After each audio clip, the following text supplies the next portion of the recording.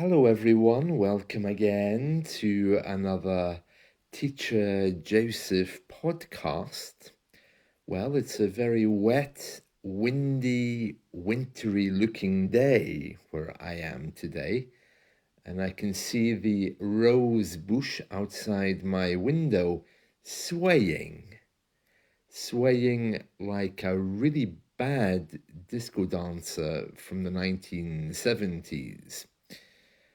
I had to go out a few moments ago to put the bins outside of my apartment in order for them to be emptied. And in today's podcast, I want to explain a little bit more about that because it's an interesting kind of thing. And it also shows, again, the eccentricity of British people in dealing with these kinds of things. Well, first of all, when it comes to the emptying of bins and removing rubbish, bin men come every week, but it doesn't look like what you might expect or think of. Let's just dig a bit deeper on that topic. So first of all, okay, in every garden here, you see some wheelie bins. That's these large stand-up style bins with wheels on the bottom. Now, it largely depends where you are as to exactly how many you'll have and the colors you have, because this is a local government issue, not an issue of the central government or even the Four Nations governments. It's very much at a local level this is dealt with. So, for example, I have a black bin for food waste. I have a brown bin for garden waste, a blue bin for paper, and I also have a green bin for plastic. Now, this morning, I've been putting out the bins. Now, they come every week with another type of lorry. So it's not the same one that comes every week. One week, the man will come, or the van will come with men in it to take away the food waste. And then the next week, the man will come with a different van to take away the paper waste, the blue one. And then the next week, they'll come again to take away one of the others. And some weeks, they'll take away two lots. So today, for example, I had to put out the black bin and the green bin. And of course, in looking around, I just want to make sure that I've put the right bins out. And we have a little chart which I've stuck onto my fridge to make sure that the correct bins are going out on the correct days. It gets very complicated, and it also gets very political, because there's a number of bins at the back of my apartment block, and trying to be a good neighbor, I often put the bins out for the whole block. It's a very small block. There's only 4 families in it, so it's not too bad. But 4 families, 4 bins each, equals 16 bins. So there's not a lot of room in the garden for much else, as you can imagine. Many people here don't recycle, which makes it easier to put the bins out for the whole apartment. Usually just means dealing with the food waste bin, because those of us who don't recycle, we put everything into one bin. There's no financial penalty, and their bins are largely shared. It's not like the government examine who's done what with what bin. Having said all of that, though, neighbors can get upset if they see someone else using a bin. They can get really upset about it, and it's quite a normal sight here now to see bins with padlocks on them, which is very funny, bearing in mind that bins are there for everyone to use. So people can get a little bit strange about this, especially if people put into things the wrong items. For example, putting food waste in the garden bin. That upsets everyone. And when the bin men come to take away the trash, they do check. They open the lid to see what's inside. And if they think that it's something unsuitable, then what they'll do is they'll leave you a note. They have little prepared notes in plastic coverings, of course, written in a usual British way. Hello, we tried to empty your bin today, but unfortunately we couldn't. And we couldn't because, well, somebody's placed the wrong thing. So please go through your bin and fix it, and then we'll come back again and collect it next time. So they're very nice notes, but it's a little bit strange. Uh, anyway, so let me just tell you what happened to me at Christmas time. So I had a set of Christmas lights. I love Christmas lights. I always have them around my apartment in winter. I mean, they're just so nice. I just like them. Anyway, one of my sets of Christmas lights stopped working. So I thought to myself, oh, what a pity. My Christmas lights have died. So I put them in the bin. So I thought, well, it's mainly plastic, no? So I'll put them in the plastic bin for recycling. And unfortunately, after I did that, I got one of those notes saying, oh, you put your lights in the wrong bin. It didn't say lights, of course. It just said you had a wrong item in the bin and my lights were on the top. And I thought, okay, so which bin will I put them in then? There isn't another one suitable, so not plastic.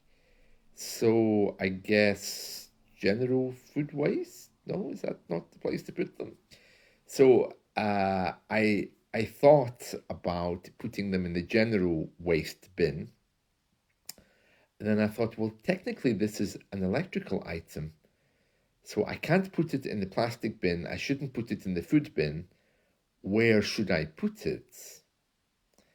And of course, in the British legalistic mind, I spent far too much time ruminating over where I should put these lights, and there wasn't really an answer.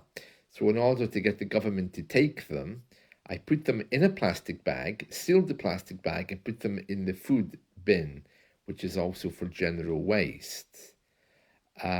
Because I know that if they saw them in the food bin, they probably would leave me one of those notes again. So putting them in another bag to put them in the bin solved my problem. But I don't know what I was supposed to do with them. I suppose they are plastic but had wire inside. Is that the problem? Or because the battery compartment had maybe bits of wire in it. I don't know. I don't know exactly what I was supposed to do. It's the same with light bulbs. You know, when you want to dispose of a light bulb, where are you supposed to put that? Are you supposed to have another bin for light bulbs and electrical things? I mean, I have quite enough bins. So anyway, this morning I put the bins out, and I stopped putting out the bins for the whole apartment block because I realized I was the only person doing it. And I thought, well, if I'm the only person doing it, I don't mind doing it once in a while. But there are people living in this block much younger than me, and they're probably able to move faster than me, so they can put out their own bins. So we have a situation now where no one touches my bins. No one actually takes mine out except me, and other people take out their own. It's very political, and it can get a bit nasty if people think that you are deliberately not dealing with their rubbish, because there's only 4 families live in this block. So it's very, very interesting. Yes, so because of this story about the bins, we're going to go through the lyrics of a song today, which is a little bit different. Now, I have to explain that songs which are generally, well, I find them nice, but songs which you might find a bit repetitive, a bit dull, a bit boring, we call them trashy. Now, this is the connection. The word trash means rubbish. So, trash means rubbish in American English. I'm going to pull out the trash in American English. You have a trash can on your Windows PC as well on the desktop.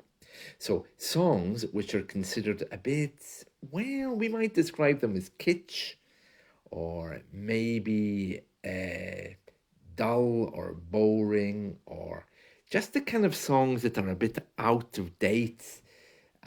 We call them trashy. And so we're going to go through the lyrics of a really trashy song today. Now, it's a song I really like. Okay, it's by the Carpenters. And it's quite suitable because it's called Rainy Days and Mondays.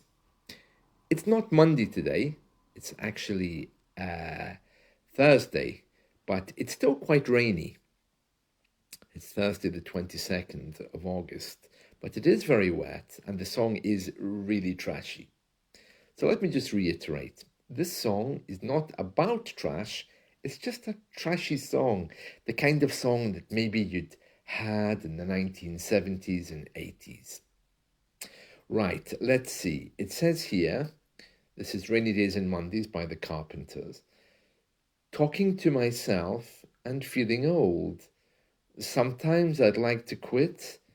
Nothing ever seems to fit. Hanging around. Nothing to do but frown. Rainy days and Mondays always get me down. Well, clearly this song was before the days of the internet, because if she's hanging around and just feeling old and she wants to quit, she needs to log in, I think. That would be better. This was sang by Karen Carpenter, who sadly died many years ago, very young, absolute tragedy. She had, I think, an eating disorder, and her brother Richard were the Carpenters. So she says, talking to myself and feeling old, sometimes I'd like to quit. Nothing ever seems to fit. I think it's quite easy to see the meaning here. So she's saying she's feeling old. She wants to give up.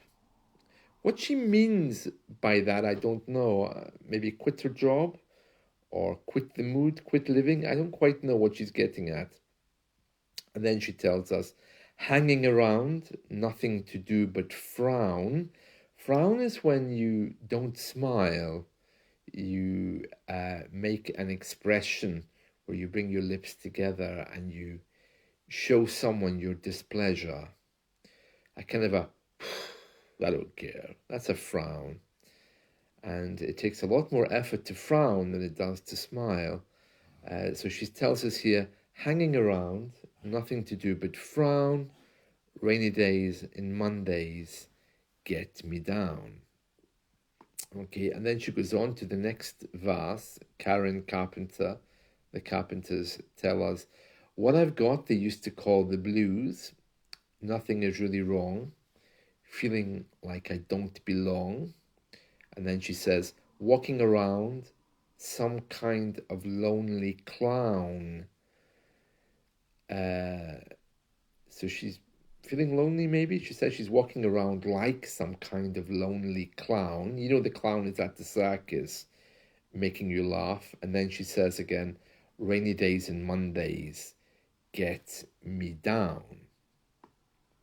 It's interesting because when I hear that song being played, I always hear her saying, walking around some kind of lonely cloud, because the song is about rain. But in reading the lyrics, I'm discovering that she's saying clown, you know, the circus clown. Okay, and then Karen Carpenter has her moment of joy in the next verse before she goes back to being really dull and boring. She says, "Funny, but it seems I always wind up here with you." To wind up means to end up. No matter what I do, I always return to the same place. So she's saying, it's funny, but I always seem to wind up here with you. It means I always seem to end up back in the same position, to wind up or to end up there. And then she says, "Nice to know somebody loves me." Oh, really? Well, a moment ago she wanted to quit, but now she's telling us, ladies and gentlemen, that now she wants to